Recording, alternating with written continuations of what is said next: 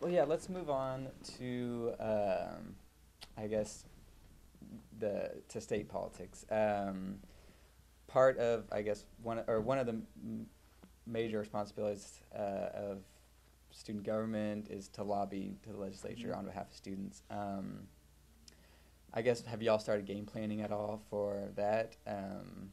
What's your strategy going Yeah. into that? So I have already reached out to set up meetings with the both kind of like the system lobbying group and the UT lobbying groups, because I'll be the first to admit that I'm not very experienced at the Capitol, but I'm very committed to like learning everything and being a really I really want to do a fantastic job at next session for students.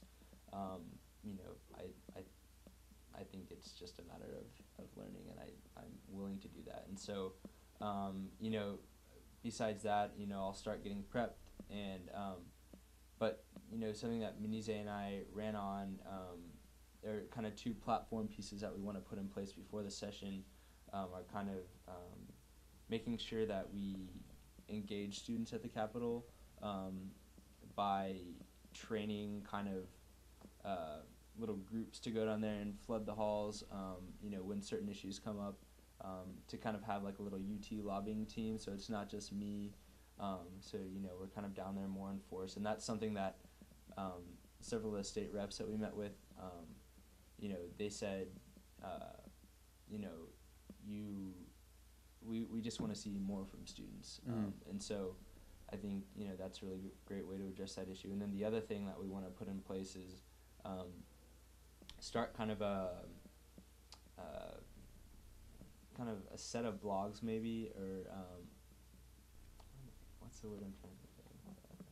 Kind of like a forum kind of system where like you would basically have it broken down by issue, and then you could post items in chronological order under each issue, so that and that would be both kind of an internal tool for our reps to use as data and research for their legislation, but also for the student body to kind of like see what's going on at the Capitol, what the media is responding, or how the media is responding to that, and how student government is responding to that also with our legislation.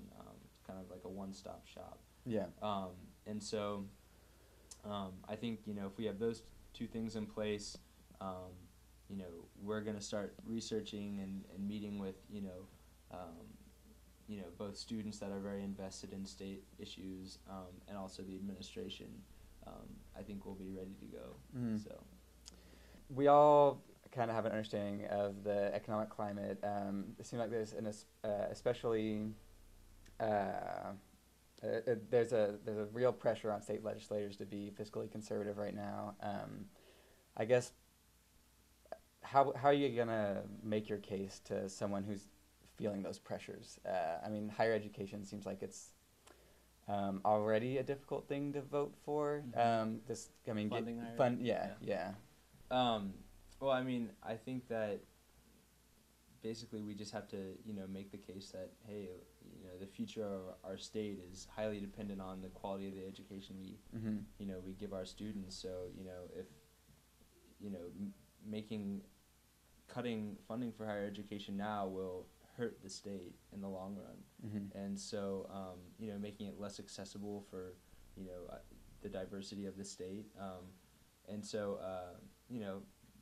that's the argument in my mind, is that, hey, like, if you cut funding now for higher education, then 30 years down the road you're going to be sorely, it's going to be bad. Yeah, so, there'll be some consequences for sure. Why do you think it has been so hard for legislators to keep up funding, like in step with UT's needs? Well, I think that certainly in the past few tuition setting processes, now that we're deregulated, I think it's just kind of been really easy for state legislators to do that. They can, they know that the Board of Regents can raise tuition to kind of make up for that, for that funding gap. And so, a big priority of mine is to kind of tie those two bodies back together, to create kind of a direct relationship, so that if to kind of I guess make both bodies accountable again.